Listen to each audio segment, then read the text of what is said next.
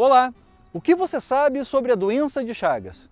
Neste filme, abordaremos tudo o que você precisa saber sobre ela e também os principais cuidados que devemos ter para evitar e combater o seu transmissor, o barbeiro.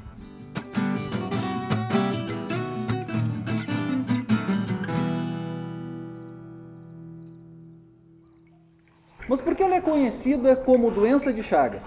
Para nos ajudar a saber um pouco mais dessa história, contamos com a presença do professor Marcos Vilela. Então, Rafael, a doença é conhecida pelo nome de doença de Chagas em virtude do médico brasileiro que descreveu casos desta parasitose, dessa doença.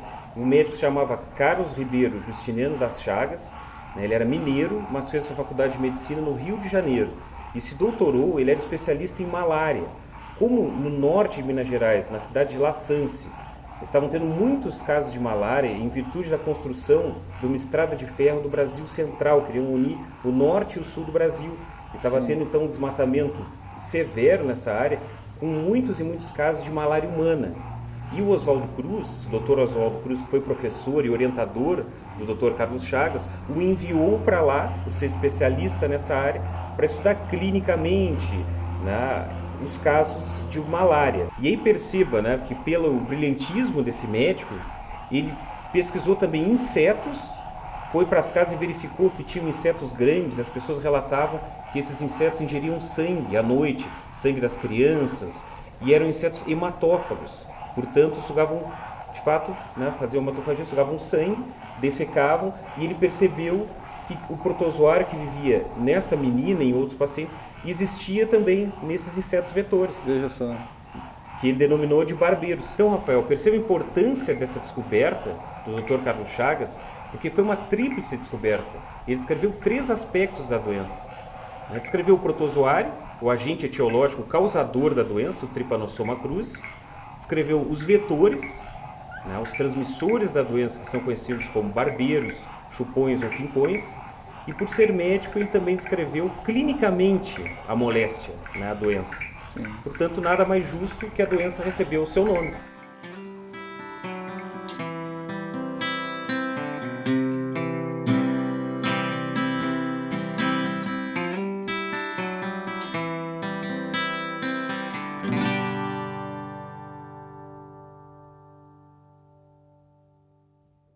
Este inseto se alimenta de sangue, que pode ser de vários animais, e inclusive o sangue humano.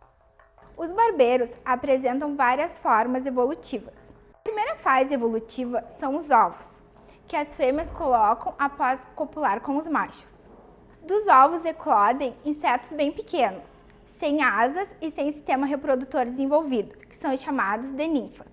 Os barbeiros passam por 5 estágios ninfais, sendo que em todos eles se alimentam de sangue, que pode ser sangue de pessoas ou de animais, como tatus, morcegos e gambás. É importante salientar que quando os ovos eclodem para ninfas, eles são negativos para a doença de Chagas.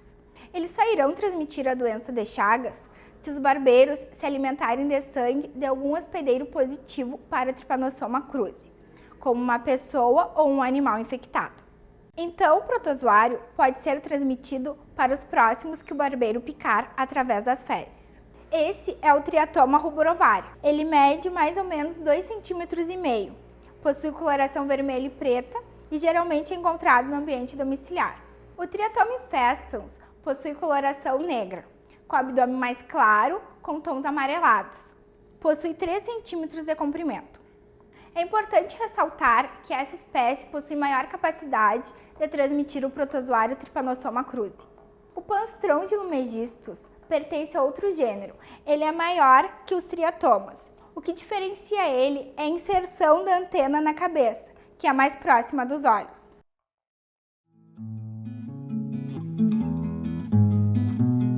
Após aprendermos sobre a história do Dr. Carlos Chagas e as características do barbeiro, vamos a campo acompanhar o dia a dia de uma equipe de vigilância em saúde, que vai nos mostrar como funciona o enfrentamento ao inseto.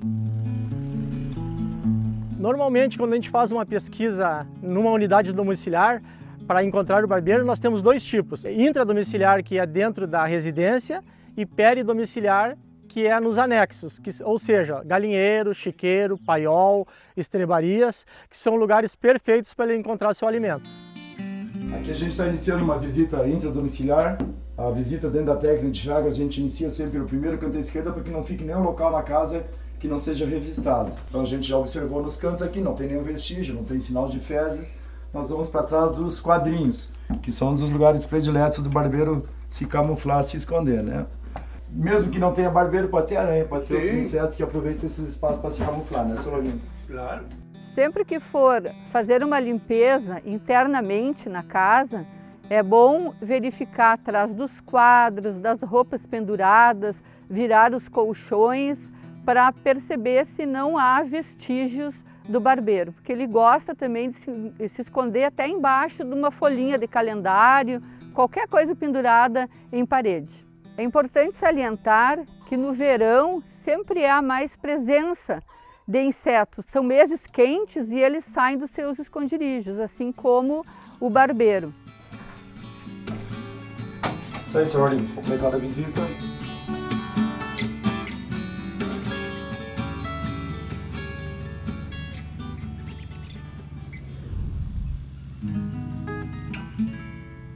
Foi no município de Santo Cristo que equipes de vigilância em saúde encontraram um dos maiores focos da região noroeste do Rio Grande do Sul.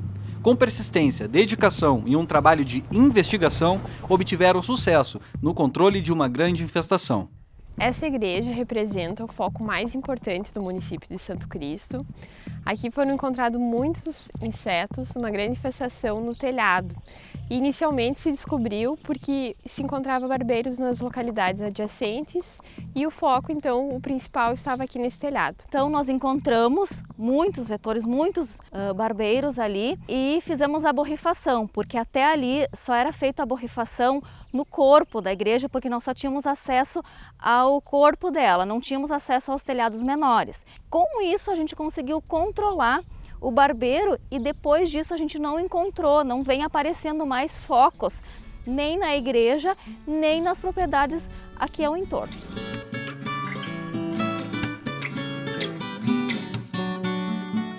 Através de conscientização, educação e poucos recursos, a melhoria habitacional é fundamental para impedir a aproximação e proliferação dos insetos, e esta família representa o modelo ideal a ser seguido. Essa propriedade foi beneficiada através do Programa de Melhoria Habitacional para o Controle da Doença de Chagas, projeto este da Funasa, porque essa propriedade está muito próxima da igreja, que nela foi encontrado muito barbeiro da espécie Triatoma infestans. Quanto ao recurso, não foi muito, foi pouco, foi algumas tábuas que foram trocadas do galpão. Foi recebido também uma pintura cal. No outro galpão que está acima também foi algumas trocas de tábuas, mas o mais importante que se percebe não é só o recurso que faz a diferença, e sim todas as atividades educativas que a família participou das reuniões, e com isso ela aprendeu e ficou consciente das coisas dentro da propriedade que deveriam ser modificadas para o controle do barbeiro que transmite a doença de Chagas.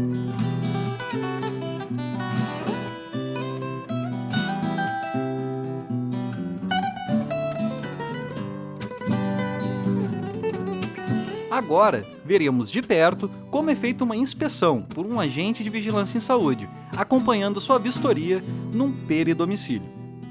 Aqui nós temos uma situação propícia para a proliferação de uma espécie de barbeiro, que é o Triatoma rubrovaria, cujo habitat predileto é no meio das pedras. Aliás, essa região aqui é uma região que tem sido encontrada nos últimos tempos, os últimos encontros de barbeiro aqui foi dessa espécie, o Triatoma rubrovaria. Vou botar um pouquinho de piriza aqui para desalojar. Assim como as taipas de pedra, também uma outra situação são as telhas que ficam nos pátios. Também serve como criadouro de barbeiro da espécie rubrovaria. Normalmente, eles ficam camuflados entre a primeira e segunda carreira de telha, bem contra o chão. Além dos barbeiros, também é um criador de potencial de escorpiões, principalmente se tiver barata nas imediações, né? Aqui a gente pode observar, deve ser o local onde as pombas dormem pela quantidade de fezes que tem aqui embaixo. A gente está observando aqui em cima nesse varal aqui vários sinais de sangue. Pode ser eventualmente barbeiro, pode ser de uma outra ave, mas eu vou subir aqui para dar uma verificada. Que é o local onde as pombas dormem. Esse aqui é um dos locais prediletos do barbeiro também. É escuro, é quente e tem alimento nas proximidades. Aqui a gente pode observar no meio dos sinais de fezes, que é o risco de sangue, onde ele para de correr, fica uma bolinha embaixo. Aqui era uma área de muito barbeiro rubrovário, justamente por isso, né? Pela farta oferta de alimentos. Aqui nós temos uma outra situação que favorece bastante também a proliferação de barbeiros. Dá para observar que aqui são vários ninhos, serve de dormitório para as pombas. Normalmente o barbeiro se aloja debaixo dos ninhos das galinhas, das pombas. Então a gente vai erguer um pouquinho aqui. Aqui no fundo normalmente é o lugar onde o barbeiro gosta de se esconder, porque está quentinho, está sequinho.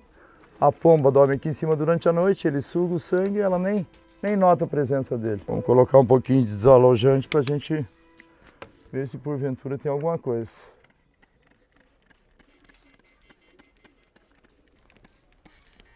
Aqui uma situação que a gente orienta os moradores que procurem evitar nas suas residências. Nós vemos aqui uma árvore com os galhos encostando no beirado da casa e próximo à janela. Aqui o barbeiro não precisa nem se dar o trabalho de voar. Ele vai caminhando pelos galhos, entra pela janela, vai para dentro do quarto e termina se alojando embaixo do colchão ou atrás dos quadros, se alimenta do sangue da gente e vai ficar camuflado ali, desenvolvendo várias famílias. Então a gente sempre orienta que no entorno das residências, em torno de 30 metros, esteja um ambiente totalmente limpo de galhos, acúmulo de materiais. Por quê? Não que vai evitar a vinda dos insetos, mas a gente vai notar a presença de qualquer corpo estranho que se aproxime, dado a limpeza do ambiente. Aqui uma outra situação bastante comum na zona rural, que é o espaço aberto embaixo do assoalho, que é o porão. Como ele está aberto, favorece com que as galinhas entrem. A gente pode ver que está cheio de penas de galinha, tem até ovos aqui que as galinhas colocaram. Então aqui favorece a proliferação de barbeiros, por quê?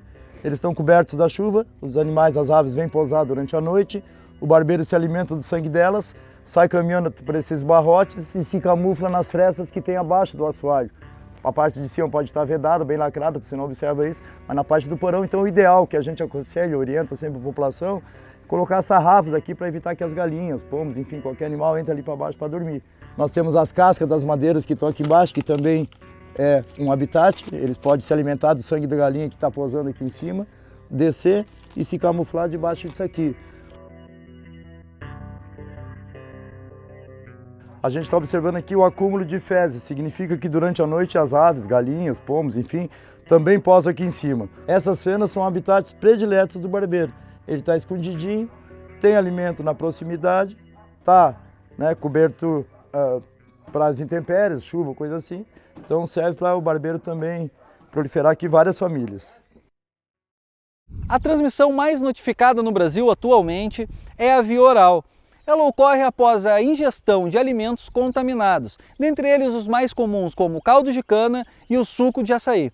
A transmissão acontece quando esses alimentos são preparados sem os devidos cuidados, apresentando resquícios das fezes dos barbeiros ou então quando eles acabam sendo triturados, moídos junto aos alimentos.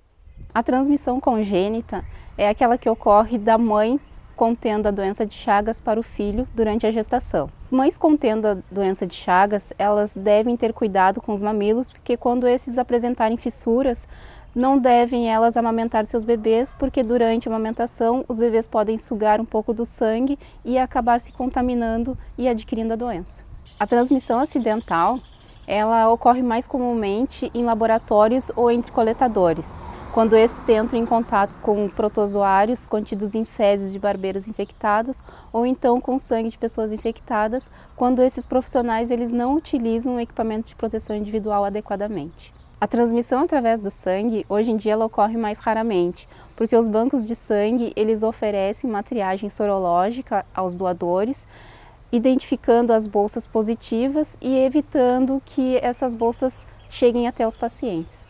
É muito importante frisar que o consumo de carnes de caça, como lebres, tatus e roedores, mal cozidas ou cruas, podem transmitir a doença de Chagas a quem ingere. No Brasil, aproximadamente 1,5 milhão de pessoas possuem a doença de Chagas. viemos até a Universidade Federal de Pelotas reencontrar o professor Marcos Vilela, que nos falará sobre as complicações da doença de Chagas e suas fases. A doença de Chagas ela se divide em duas fases, né? A fase aguda e a fase crônica.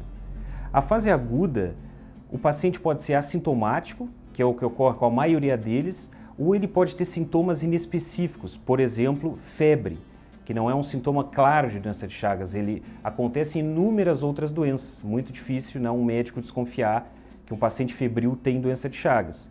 Outros sinais mais característicos é o sinal de Romanha, que é um edema bipalpebral unilateral, né? O olho fica inchado do paciente, como se tivesse tido algum tipo de colisão aqui no olho, ou o chagoma de inoculação, que fica uma mancha avermelhada ou violácea em decorrência da penetração do protozoário, né, pelas fezes do barbeiro, tanto aqui quanto no caso dos olhos.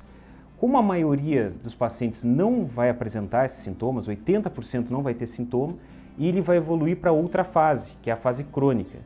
O que tem um problema aí, Rafael, pelo seguinte, na fase aguda é a única que tem um medicamento específico anti o protozoário, né, anti o micróbio que causa a doença, que é o benzonidazol. O paciente tratado nessa fase com benzonidazol, normalmente 80% fica curado. Na fase crônica não há tratamento? Na fase crônica há tratamento, mas não específico para o protozoário. Isso é até muito discutido. Porque a fase crônica, ela tem duas características aí. Ela se subdivide em fase crônica assintomática. Nessa fase aqui o paciente não vai ter sintoma nenhum para o resto da sua vida, nenhum tipo de alteração no coração ou no sistema digestivo. E a fase crônica sintomática ou determinada, que aí cerca de 40% dos pacientes vão evoluir para essa fase, que tende a ser grave. Por exemplo, no tecido cardíaco, falando da fase crônica cardíaca, do coração, o coração tende a aumentar de tamanho, né? Ele vai ser destruído, as células musculares dele e as células nervosas vão sofrer muito com o parasito que está ali presente e vai ser mudado aquelas células musculares por células fibróticas, então o coração vai ficar todo cheio de cicatriz, ele fica grande, mas sem a capacidade contrátil natural dele.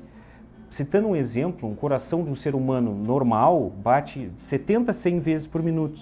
Enquanto de um paciente chagásico com essa condição cardíaca, coração grande, coração de boi, que se chama, né, popularmente a gente conhece assim, chega a bater 29, 35 vezes, que é a insuficiência cardíaca. Então o paciente fica inchado, tem dificuldade respiratória.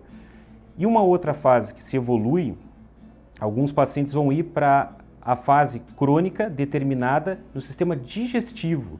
Atinge principalmente o esôfago, que é o canalzinho, né, que leva o alimento da boca até o estômago, e no cólon, que é o intestino grosso. Ambos os órgãos também sofrem alterações do seu sistema muscular, então contrátil, e nervoso também. A inervação ali é destruída, então o órgão fica dilatado. O paciente tem dificuldade de ingerir alimento, de deglutir, de comer, né? Inclusive tem que dar alguns pulinhos para o alimento descer até o estômago, toma muita água. E quando vai para o final do sistema digestivo, ali o colo, o intestino grosso, que também fica dilatado, o paciente passa a ter dificuldade de peristaltismo, então o empurrar as fezes, o cocô, para eliminação. O cocô fica muito duro, que forma os fecalomas, né? Os cocôs ficam duros, tais como pedras, e é necessário cirurgia para retirada. Então, dado a gravidade da doença de Chagas nessa fase crônica, e a dificuldade também de diagnóstico na fase aguda, onde existe o tratamento, é muito importante a gente trabalhar com a prevenção da doença de Chagas. E a principal prevenção é sobre os vetores, os barbeiros e também com a melhoria habitacional. A vigilância dos vetores da doença de Chagas é fundamental para monitorar a presença do barbeiro e os riscos da transmissão da doença. A participação de toda a comunidade é muito importante neste combate. É preciso promover atividades de educação em saúde no ambiente escolar e nos espaços comunitários sempre que é possível, usando os recursos da comunicação para a informação e divulgação.